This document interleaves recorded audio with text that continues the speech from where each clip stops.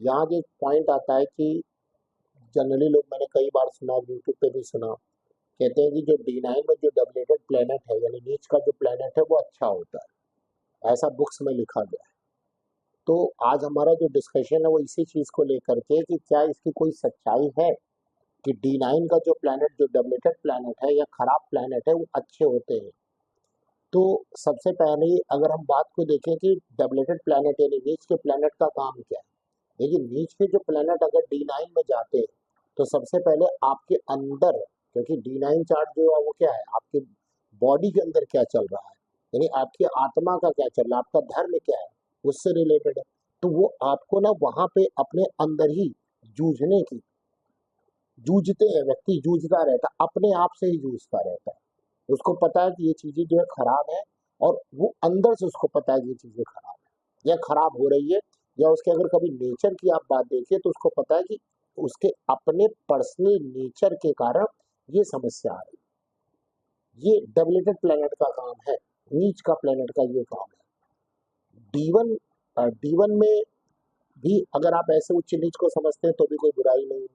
लेकिन basically D9 को अगर हम फोकस करें तो डबलेटेड प्लेनेट, मैंने बताया को क्या देते हैं, जबकि एग्जॉल्टेड प्लेनेट यानी उच्च के प्लेनेट व्यक्ति के अंदर घमंड देते हैं, घमंड देते हैं। उससे होता क्या है कि व्यक्ति को चीजों को समझने में, मतलब इंटरनल समझने में दिक्कत आती है।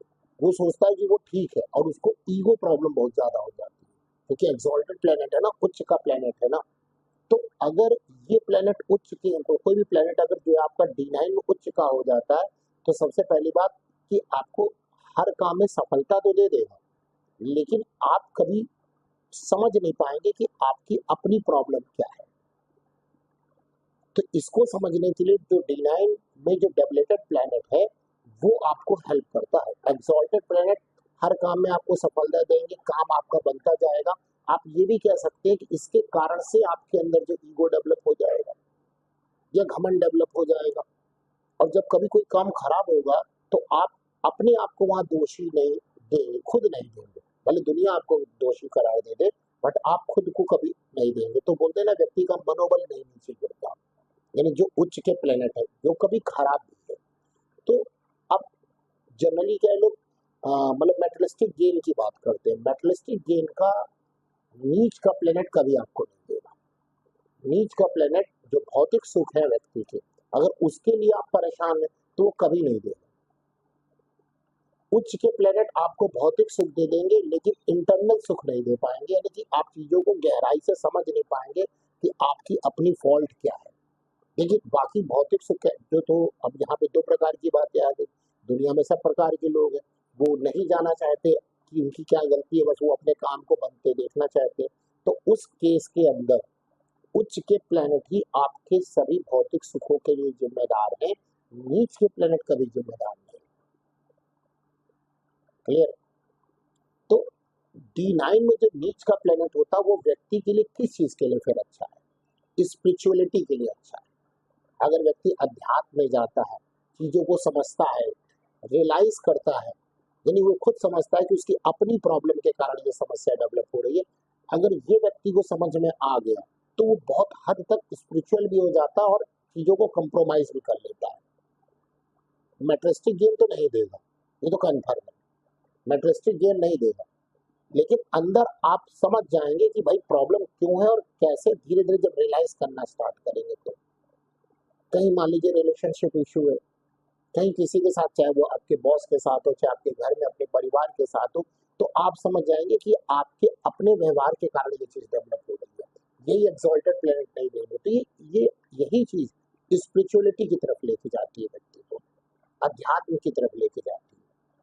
लेकिन जब कोई एक व्यक्ति आपके सामने क्वेश्चन पूछने आया है कि हमें इस दशा में क्या गेन होगा, तो आप D9 के प्लेनेट की, D9 से प्लेनेट की स्ट्रेंथ देखेंगे, क्या ये वाकई दे पाएगा कि नहीं दे पाएगा। क्योंकि D1 के प्लेनेट अगर एक्सॉल्टेड हैं, उच्च के हैं, और D9 में अगर वो नीच के हो गए तो वो नहीं दे पाएगा शुरुआत में। मतलब आप समझिए, बाहर उसका आडंबर ऐसा रहेगा, D1 मतलब बाहर का प्लेनेट, आडंबर ऐसा रहेगा, लोग उसको कहेंगे कि भाई बहुत अच्छा है, बहुत कमा रहा है, बहुत गेन कर रहा है, लेकिन अंदर उसकी स्थिति खराब रहेगी। वो भी समझ रहा है कि अगर वो बाहर जो शोबाजी हो रहा है, जो शो ऑफ हो रहा है, वो अब मान लीजिए अगर मेटलिस्टिक गेन के कारण बात करें तो हो सकता है बहुत सारा लोन उठा करके दुनिया को दिखा रहा है कि उसके पास इतना पैसा है, लेकिन अंदर से वो भी समझ रहा है ना कि जहाँ पैसा आया वो चला गया, जहाँ पैसा आया वो तो चला गया, कुछ बच नहीं रहा है। बट दुनिया समझ रही कि बहुत बड़ा आदमी हो गया। ये D1 का प्लेनेट अगर उच्च का और D9 में प्लेनेट नीच का है तो इसी का उल्टा कर लीजिए। अगर D1 के प्लेनेट नीच के हैं और D9 में प्लेनेट नीच के हैं तो यही है प्लेनेट की एक्चुअल स्ट्रेंथ।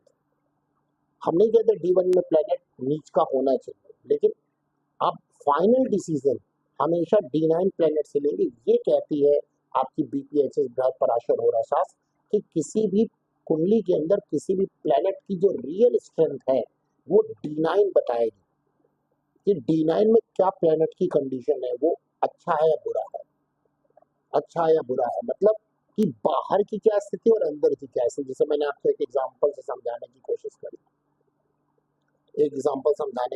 ऐसे एक की कुंडली थी, उसमें मार्स D1 में उच्च का था यानी मकर राशि का था, D9 में उसका कैंसर साइन में चला गया, नीच का चला गया। अब उसको देखने में लग रहा है कि वो बहुत डोमिनेंट पर्सन है, बहुत झगड़ालू, बट अंदर से वो बड़ा सॉफ्ट है। चलिए ये तो चलो एक तो उसका नेचर हो गया स्पिरिचुअलिटी वाला, भी उसको समझ में भी आ रहा है कि प्रॉब्लम कहाँ पर आ रही है। दूसरी बात है कि लोगों को दिख रहा है कि उसके पास बहुत प्रॉपर्टी है, बहुत ये है, बट एक्चुअल में ऐसा कुछ नहीं, उसके पास अपना कुछ नहीं, ऐसा कुछ नहीं था। दूसरे लोग ये समझ रहे हैं कि उसके पास प्रॉपर्टी है, जबकि अपनी नहीं, सब रेंटेड है, कहीं से पैसा आ रहा है चला जा रहा है। तो एक्चुअल जो स्ट्रेंथ होगी वो आपको D9 बताएगा। D1 में प्लेनेट अगर अच्छा है और D9 में अच्छा है तो समझ लीजिए ये अंदर बाहर मतलब जो दिख रहा वही होगा भी।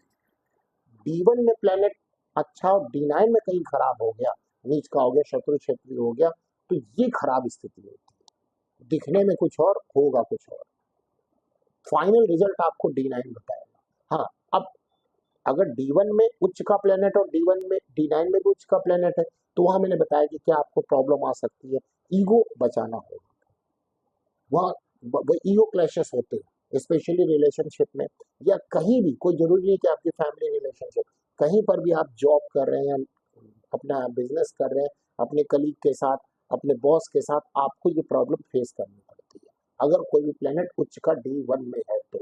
इसीलिए कुछ जो लर्नड एस्ट्रोलॉजर है या कुछ बुक है वहां पर इन्होंने कहा कि जो D9 का प्लेनेट अगर है उच्च का या नीच का, तो इस प्रकार से उसके फल दिए। जैसे कि उसमें सबसे अच्छी बुक आती जातक पारिजात, जातक पारिजात में ये बात लिखी गई है, लेकिन उनका जो लिखने का सेंस है वो स्पिरिचुअलिटी की तरफ को लेकर के, वो स्पिरिचुअलिटी को लेकर के, ना कि मेटलिस्टिक गेन को है। तो नीच के प्लेनेट जो D9 में अच्छे बताए जा रहे हैं उसका रियल मीनिंग ये होता है, मेटलिस्टिक गेन कभी नहीं देगा, स्पिरिचुअलिज्म दे सकता है, बट उस व्यक्ति को खुद रियलाइज करना पड़ेगा। और ये ट्रांसफॉर्मेशन फेज भी होती है, ट्रांसफॉर्मेशन, व्यक्ति बाहर की दुनिया से निकलकर अपने अंदर झांकने की कोशिश करता है और वो धीरे धीरे बातों को समझने लगता है कि समस्या कहाँ से आ रही है। ये है D9 में प्लेनेट अगर नीच का होता है तो क्या अच्छा होता है। कभी भी मेटलिस्टिक गेन का क्वेश्चन है तो आप D9 में अगर वो प्लेनेट नीच का है, शत्रु क्षेत्री है, तो आप उसका आंसर पॉजिटिव नहीं करिएगा, फंस जाएंगे, वो निगेटिव ही रहेगा। जैसे मैंने आपको 2 एग्जांपल समझाने की कोशिश करी, तो उम्मीद है कि पॉइंट समझ में आ गया होगा। बात आती है कि कहाँ लिखा, BPHS में इस प्रकार की कोई बातें नहीं लिखी गई है कि D9 में प्लेनेट नीच का हो तो अच्छा, और BPHS में D9 को मैरिज और रिलेशनशिप को देखने के लिए बात करी गई है और प्लेनेट की स्ट्रेंथ को देखने के लिए बात करी गई है। जो बुक है वो आपकी बृहद पराशर होरा शास्त्र के अलावा जो दूसरी बुक आती है जातक पारिजात आती है। जातक पारिजात में कुछ कंटेस्ट में, कुछ एडवांस में D9 चार्ट के बारे में ये सारी लाइन बताई, लेकिन कुछ लर्नड एस्ट्रोलॉजर ने इसको इस प्रकार से इंटरप्रेट करने की कोशिश करी कि सुनने में लगता है कि D9 में प्लेनेट अगर नीच का है तो हमें अच्छे रिजल्ट देगा, बट अच्छे रिजल्ट किस फील्ड में देगा वो आपको खुद एनालाइज करना पड़ेगा। जो मैंने आपको फार्मूला दिया उस फार्मूले से आप बहुत जल्दी एनालाइज कर पाएंगे। तो मिलते हैं किसी और पॉइंट में, तब तक सभी को जय श्री राम।